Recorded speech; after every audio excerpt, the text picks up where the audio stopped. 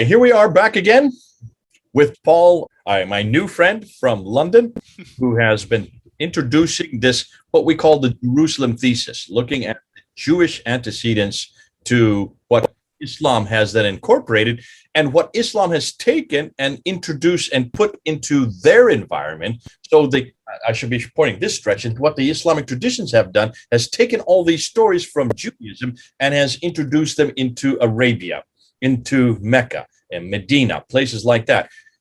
We saw with the shaving of the heads that whole thing to do with the Masjid al-Haram, it is not a shaving of heads that was unique to Mecca. It actually is a shaving of heads, the Nazarite tradition of shaving of heads. We looked at the elephants and the story that you have in the traditions that is referred to in Surah 105, that according to the traditions happened way down in Yemen with the Himyar, the people of Himyar coming up and taking and bringing up their elephants all the way up to Mecca. That could not have happened in Arabia, but that did happen much further north, 1,000 miles further north, with the Seleucids attacking Jerusalem during the time of the Maccabee Wars, the Maccabean brothers. So that is from the intertestamental period, hundreds of miles earlier and hundreds of miles further north.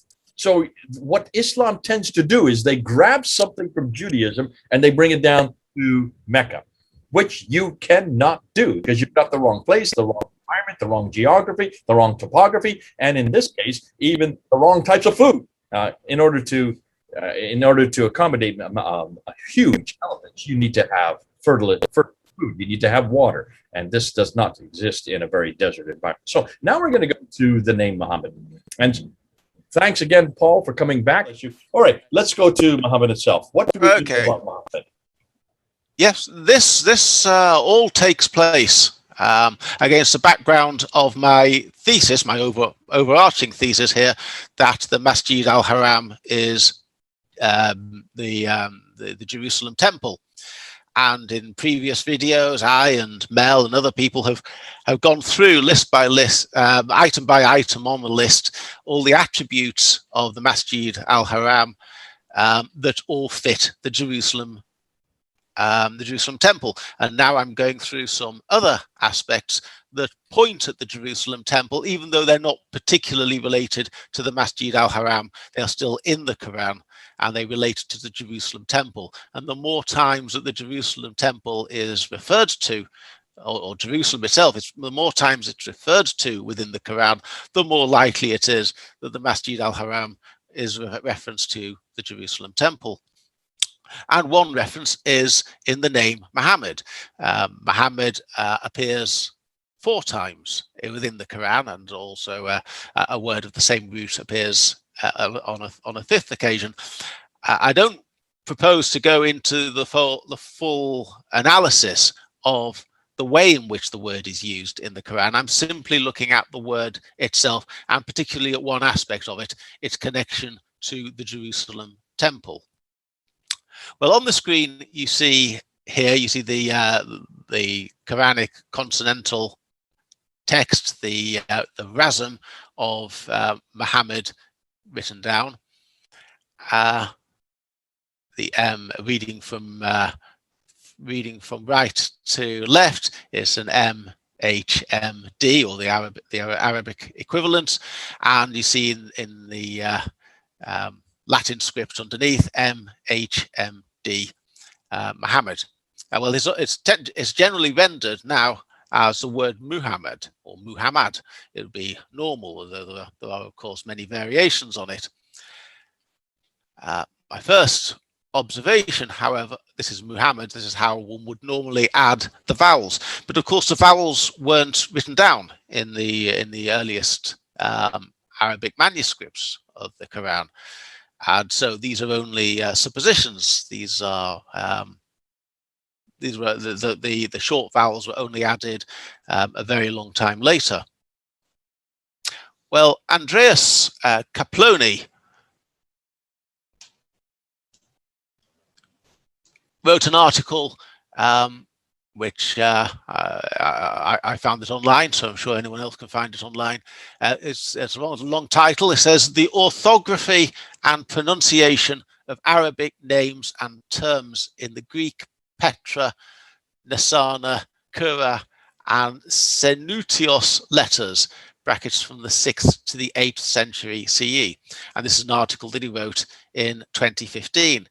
Now, the title of the article might not set most people's pulse racing, but what is really good is the glossary at the back when he talks about Arabic terms that are used in these letters. So basically, he's found a lot of letters dating from the 6th to the 8th century. That's before the vowels were put into the Quran manuscripts. And in some of these letters, it's got an Arabic text, and then it also has a Greek translation underneath. So what he's looking at is how the Arabic text is translated into Greek. Now, the Arabic text would only have the consonants, the M, the H, the M, and the D, so to speak, whereas the Greek text, they would have vowels in. So when back in the 6th to the 8th centuries, how were people using the vowels? What vowels were people choosing to put in there when Muhammad was written in Greek? And he finds 6 different transliterations. So I've put the MHMD in pink, and then you see underneath the 6 different variations that he finds within these letters, and the rest of the script identifies particular letters and where they are. Sometimes we don't need to go too much into those details. The important thing is the way. And so what do we have here? I've simply copied and pasted them and put them into a different font and made them a little bit larger. And then with a bit of coloring, we can see the M, and the D, or sometimes it's a T at the end. But you see that there are 6 different variants, and in every single one of them, the first vowel is an A, or sometimes it's a long A, and sometimes it is spelled with a double A, and sometimes it's a single A. But in every single instance in the 6th to 8th century letters, Muhammad was converted into Greek script with an A as its first vowel. So we shouldn't really talk about Muhammad. We can talk about Muhammad when we are talking about the character from the traditional Islamic narrative, but we shouldn't talk about Muhammad if we're trying to understand these verses of the Quran, or trying to understand what the Quran meant in its original setting. We should talk about Muhammad. Well, we start with the book of Exodus and the 10 Commandments, and this, or one of the commandments, or in fact 2 of the commandments, are thou shalt not covet. We are told, thou shalt not covet thy neighbor's goods, and thou shalt not covet thy neighbor's wife. And this very powerful word, covet, is the English translation of the Hebrew word chamad. Well, in the book of Ezekiel, chapter 24, there are 3 references to a word, or 3 uses of a word that is derived from chamad. And this is generally rendered the delight of your eyes. And it's used 3 times when God is comparing Ezekiel's wife, who Ezekiel is told will soon die, with the Jerusalem temple, which Ezekiel is told will soon be destroyed. Ezekiel is, of course, very well known for predicting or for foreseeing the resurrection of the dead. And so he is told, do not grieve for the delight of your eyes, meaning your wife, with the meaning that she will one day be resurrected. And similarly, he's told, do not grieve for the temple, because the temple also will be rebuilt. And the word that is used here comes from chamad, but it has an M prefix, so to speak, turning it into a I forget what the actual grammatical term is, but it makes it a personification, really. It says Machmad, so the Machmad of your eyes. It's translated as the delight of your eyes, but Gabriel Said Reynolds has offered the translation of the longed for one, which I think captures this idea of tenderness and absence. So you're feeling tender for something that's not actually there. The Machmad, you're coveting, but obviously without the negative associations of coveting. You're desiring, you're wanting. May I just interject here, Paul? I don't know if you're going to bring this up. I can't remember, but in Song of Solomon 5:16, Machmad is repeated, and there it is, altogether lovely, the translation for Machmad. That is absolutely right. Absolutely right, Jay.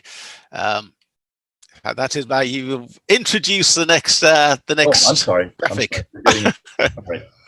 No, you're ahead of the game, ahead of the curve. Yes, in the Song of Songs in chapter 5, the Shulamite bride is giving this beautiful speech, which incidentally I had read at my wedding to my dear wife, and the Shulamite bride is talking about her lover, and so it's a very romantic, very evocative passage, and she's talking about how wonderful and perfect he is in every way. And it may have originally involved elements of a love poem, possibly as a little bit erotic, a little bit naughty in parts, but it also has been used, incorporated and adapted to make it an allegory for the Jerusalem temple and for God's relationship with man, rather like in a theme that Jesus would later pick up with the parable of the wedding feast and so on. So returning to the Song of Songs, chapter 5, she says about her beloved, his head is pure gold, his locks are palm fronds, black as the raven, his eyes are like doves beside running waters. His teeth would seem bathed in milk, set like jewels. His cheeks are like beds of spice with ripening aromatic herbs. His lips are red blossoms, they drip with myrrh. His arms are rods of gold adorned with chrysolites. His body is a work of ivory covered with sapphires. His legs are columns of marble resting on golden bases. His stature is like the trees of Lebanon, imposing as the cedars. His mouth is sweetness itself. He is altogether desirable. Such is my lover and such my friend, O daughters of Jerusalem. So a beautiful little passage. May I ask you, Paul, when you did this in your wedding ceremony, you were referring to yourself in all of these? Yes, well, that's the way I think that my wife thinks of me. Yes, whether that's reality, I don't know. Sometimes love is blind, and sometimes it enables you to see things that other people can't see. Can we ask her to come and see if she still supports every one of these categories? I think she's resting at the moment, so how convenient. Perhaps that would be a rather risky strategy. Right. So the word he is altogether desirable. We get this word again, Machmadim.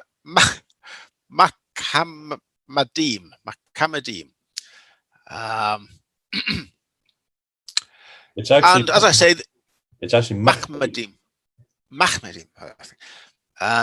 I ask everyone to adopt as a rule for life, never to look down on anyone who mispronounces a word, because what it means is they learned it from a book. So there's no shame in mispronouncing a word. Right. This is obviously a romantic poem, but as I say, it's also an allegory for God's relationship with his people, a very close, very moving one. And it also has a particular resonance in relation to the Jerusalem temple. You see, it talks about his legs are columns of marble resting on golden bases. His stature is like the trees of Lebanon, I think, imposing as the cedars. I think cedars of Lebanon are incorporated in the Jerusalem temple in some way. And you also see at the end, this is all set in Jerusalem. So although these are very different passages of the Bible, Ezekiel is mourning his dying wife, seemingly late in life, whereas the Shulamite bride is much earlier in her relationship. Both of them are using the same word with essentially the same meaning. It means the longed for one, with a particular reference to a spouse, but also with a particular double meaning, with a reference to the Jerusalem temple within the context of its absence. It's longed for not because it's there in front of you, because it's longed for because it's not there. Ezekiel's wife is dead. The Shulamite bride's lover is not present. She looks for him and he's not there. These are longing for something that's not there, and is to console, I think, the Israelite people or the Jewish people for the time they do not have a temple. Now, one could and should extend this forward to Jesus, because I think that when Machmad is used in the Quran, I think that there is also a Jesus connection here, but I don't need to go there for the purposes of this presentation. What I do note is that in all these videos, in all this series we've been looking at the specific attributes of the Masjid al-Haram, the fact that it's God's house, the fact that it's associated with Baca, the fact that it's a cube, the fact that it's pointed out to Abraham and it's somewhere where Abraham built something, and it's the capital or the center of the Jewish people, and that it's the destination of the Hajj pilgrimage with their sacrifice and their circumambulation, shaving of heads, wearing of garlands, and going between Safa and Marwa. We've done all these specific references. In addition, we've talked about two additional things that aren't particularly attributes of the Masjid al-Haram, but nevertheless put the Quran very much, or put Jerusalem very much front and center of the Quran authors or primary authors' worldview. We looked at the eschatological landscape of Jerusalem with the valley of Gehenna, which is referred to in the Quran as Jahannam, something like 101 times, 77 times as Gehenna, and a further 24 times as a variation of that word. So the Quran author, by use of the word Jahannam, is fixing his message very much in the real physical landscape of Jerusalem. We also looked in the last video that I recorded at the elephant, and we talked about, or I talked about how the Surah 105, talking about see how God dealt with the companions of the elephants, is in fact a reference to the second book of Maccabees, when the Seleucids were besieging Jerusalem with elephants. And now, for a third time, we see Jerusalem. We see the Quran's author, or possibly a later editor, adopting the name Muhammad for the author. And this name, Machmad, is in fact a biblical epithet for the destroyed Jerusalem temple. It was the destroyed Jerusalem temple in the time of Ezekiel. Not quite sure when the Song of Songs was written, but the implication is that it's not there because the Shulamite bride is looking for her lover. And the Jerusalem temple was still destroyed in the time when the Quran was being written, and it was actually put beyond the reach of any Jew or any Abrahamic follower who wanted to go there, because it had been occupied by the Sasanians during the Byzantine-Sasanian War, and it wasn't available for them to go to. So time after time, we don't just go through these 7 or 8 or 9 specific attributes of the Masjid al-Haram, but there are other passages within the Quran in relation to Jahannam, in relation to the elephants, and in relation to the Quran author's supposed name or title, Muhammad, that place it very much in Jerusalem, put Jerusalem absolutely front and center of the Quran author's thoughts and his worldview. It's the Jerusalem that he's interested in, and it is Jerusalem that all the references to the Masjid al-Haram should be interpreted as. Okay, thank you. And I'm going to ask you just to unpack a little bit more that last idea. I want to hear a little bit more about this idea of the fact that you're saying that the Machmad, the lovely one, the temple, the idea of Machmad being the temple, is unavailable to the Jews.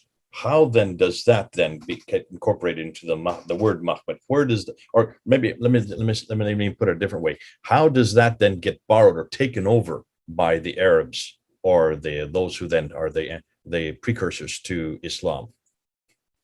Well, my belief, and it's not an original idea, is that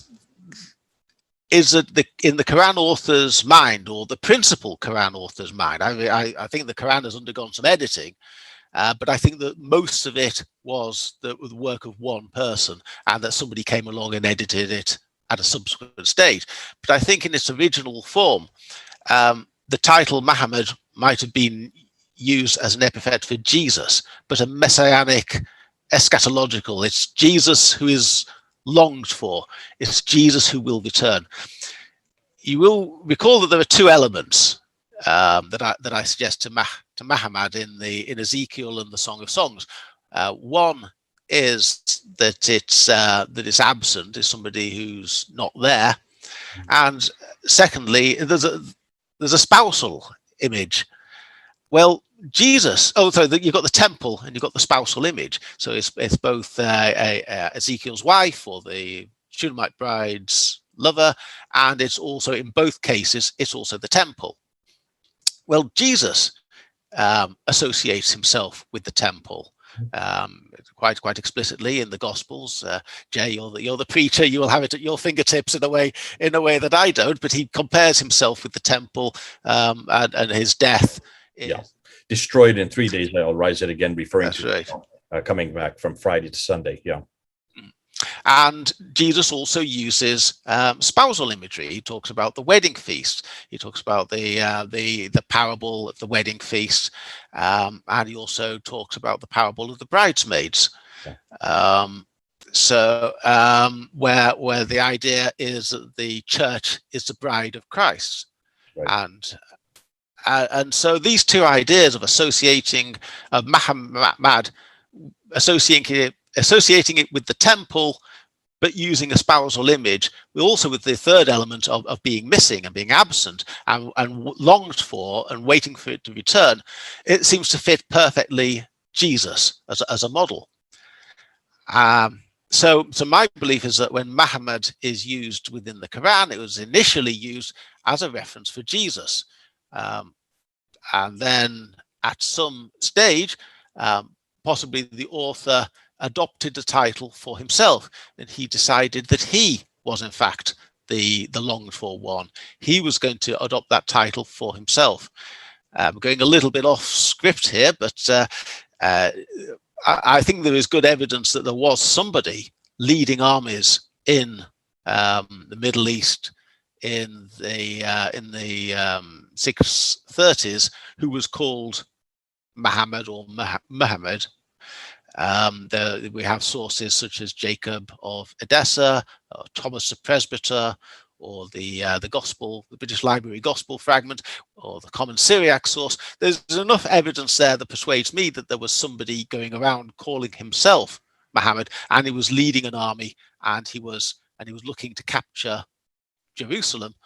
And it seems to me that this is, but when you read the Quran, that's not so obvious. When you read the Muhammad in the Quran, it seems to be a reference to Jesus. At one stage, I don't have the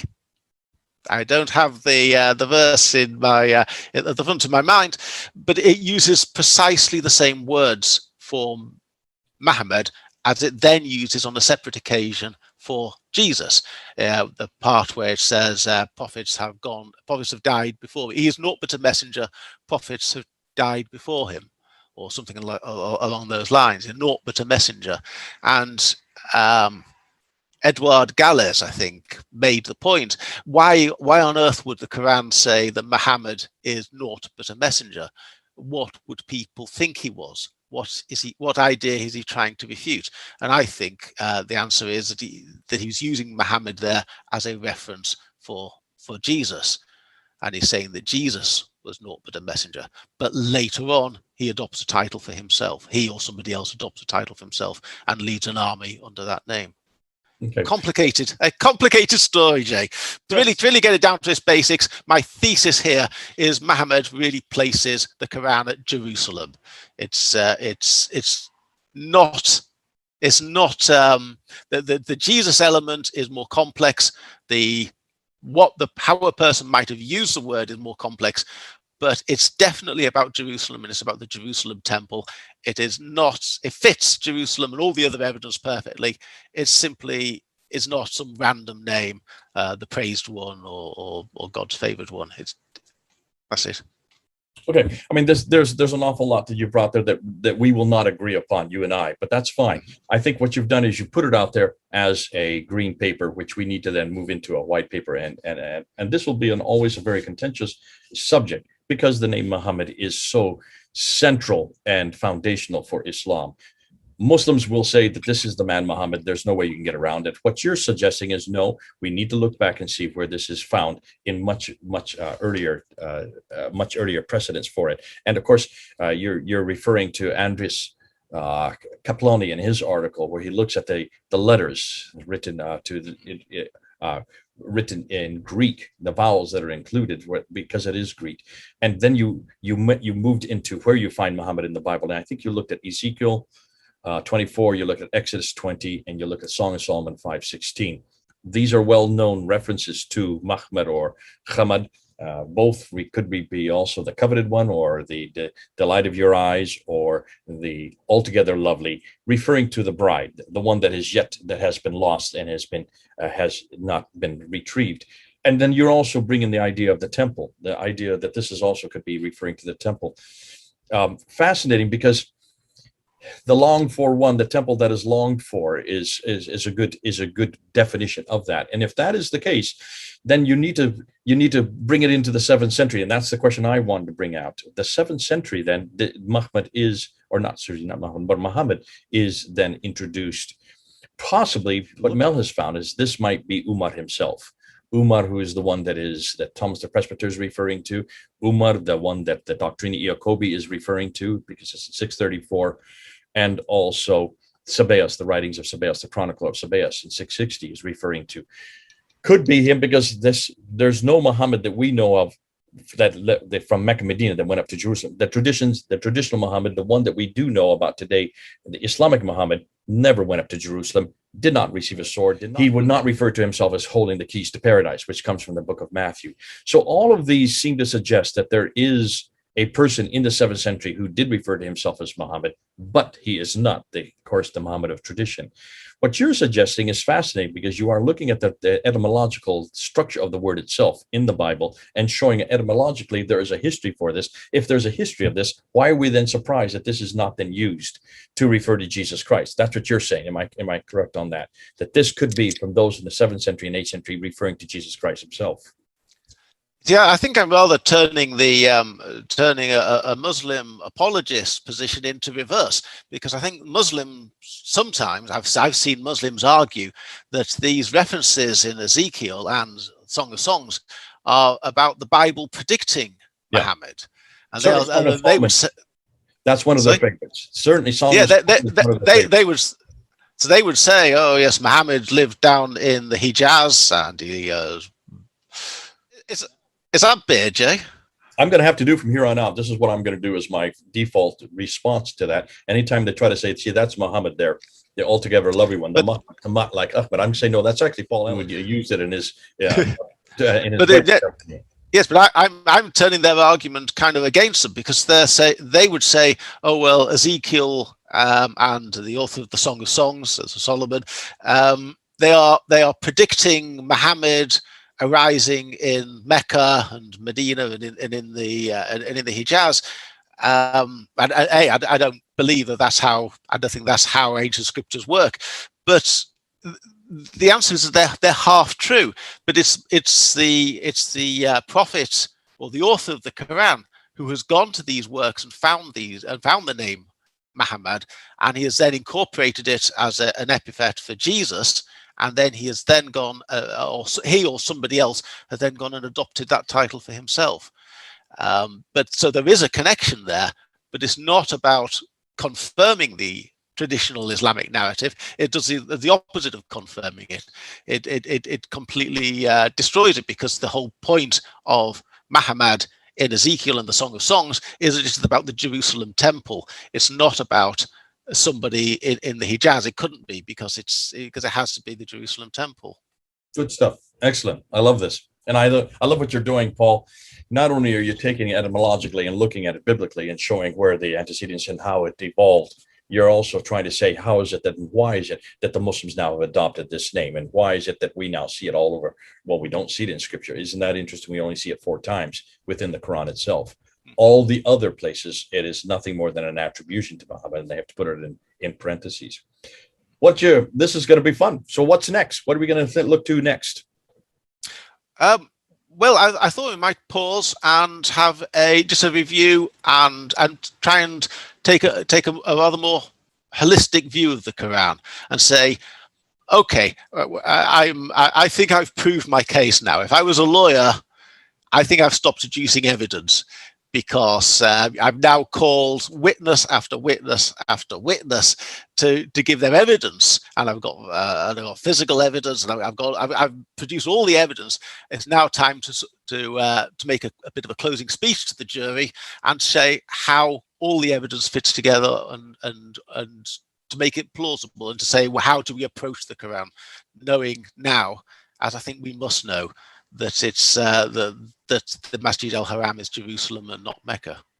Okay, that's the next time. God bless you. Terrific to have you on board. People, write your comments below. Respond to what Paul is saying here, and let's see where we go from it. The next time we come, we're actually going to put it all together and wrap it all up, and then we're going to introduce some yet more material once we have put and seen where Paul is going to in this category, the Jerusalem thesis. Thank you, Paul. Great. Good to have you on board. Thank you. This is Jay and Paul, over and out.